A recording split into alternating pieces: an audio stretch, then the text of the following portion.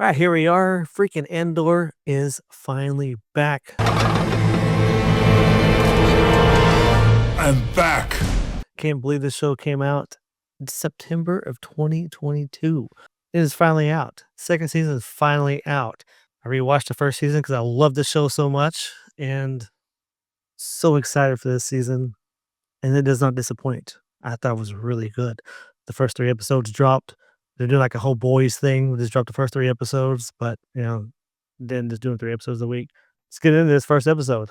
And it opens up, we find that it's been 1 year after the events from the first season, and Cassian has infiltrated the Empire, right? He's acting like a Well, test pilot. it's a test facility. Yeah. All in that thing is badass, and whenever he's trying to escape the facility, he has no idea how to drive it, and he's just hitting everything, right? And I'm He thinking tries it's to go gonna forward and just rams it in reverse. yeah. Yeah, it goes right in reverse. When the stormtroopers come out, they're that one guy says, "What in the hell?" I thought that was so funny because 'cause they're like, "What's going on here?" Because this guy is all over the place trying to get out.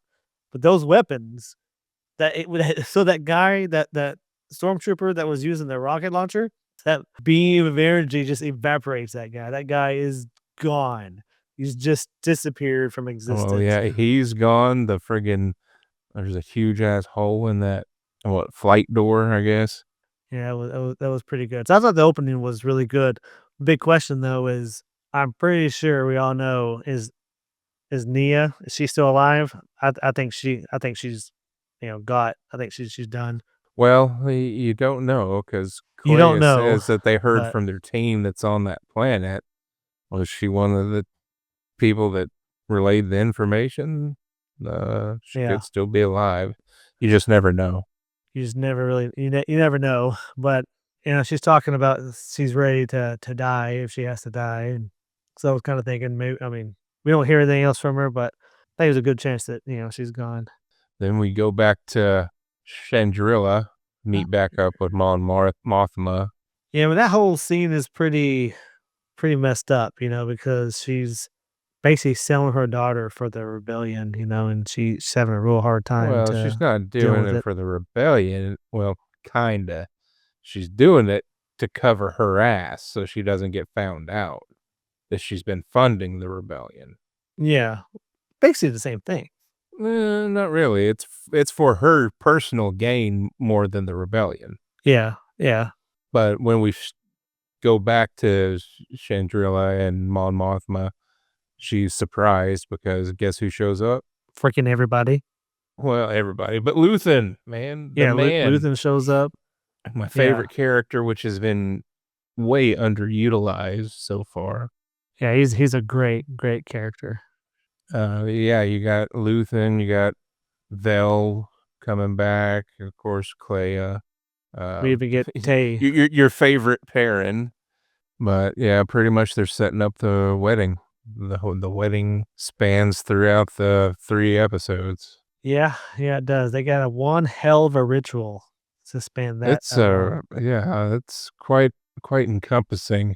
There was one scene where I don't know if it was the father of the boy, whatever. He puts down this like piece of wood thing for her to walk on. Which I'm like, what? Jesus Christ, it's that intricate. I mean, golly.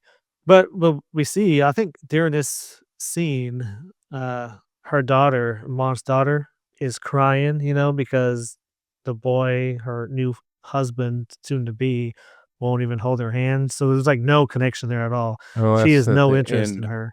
That's towards the end of the episode, but yeah. Is it? Oh, Yeah, okay. she's all freaked out. "Oh, he won't hold my hand." Yeah, I was I'll cry a little bit.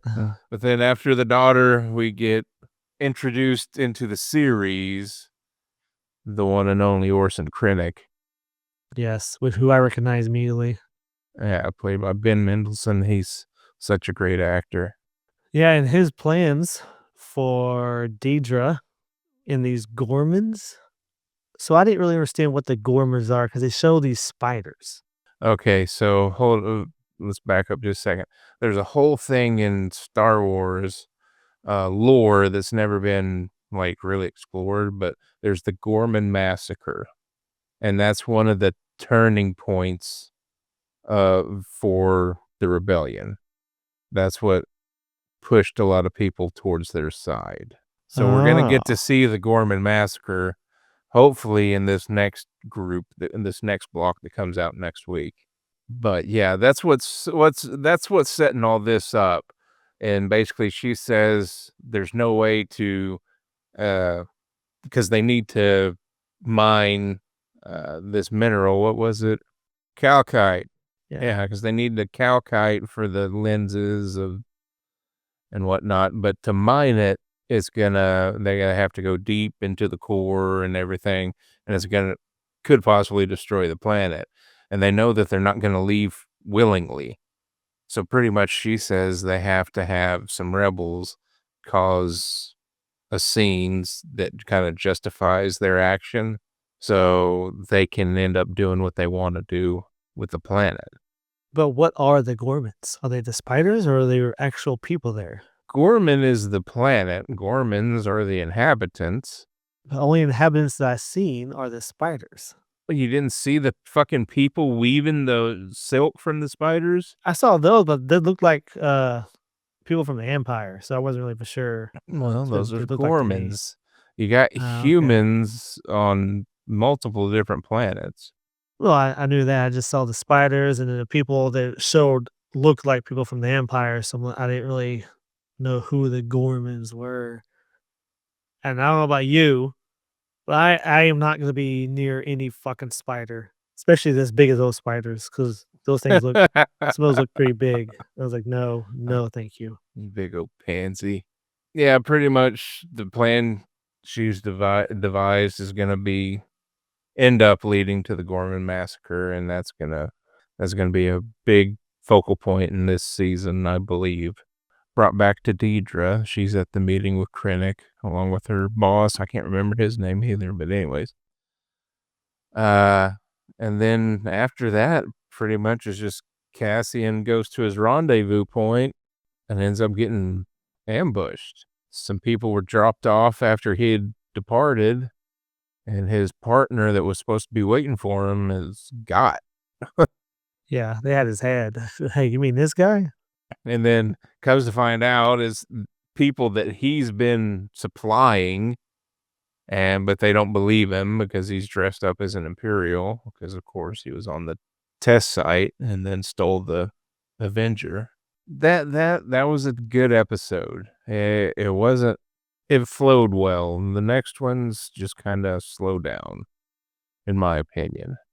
Yeah, this is where kind of an issue is with that storyline of him going to this planet and getting captured by these people or whatever they are, because they're kind of funny, but it doesn't really go anywhere. It's just like a waste of time. They could have Yeah, done other stuff to continue the story. yeah. I don't know if they'll come back later or not, but because there's something special about the planet, but we're not we don't see that quite yet.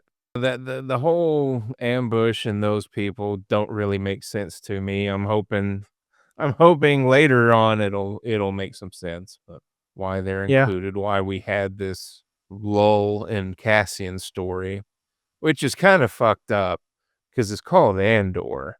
I think his story is one of the lesser told. Well, I guess not. They did. I don't know. They spent a lot of time with those people, and it was just a waste of time, in my opinion. yeah, that's what I was thinking too. I feel like it was just a waste of time with these guys. Anyways, guys, that is our take. Will it pick up? Is it gonna be as good as the first season? Only time will tell, but I really, really hope so because I am really looking forward to the rest of the season. So, thanks for checking us out. Check you next time.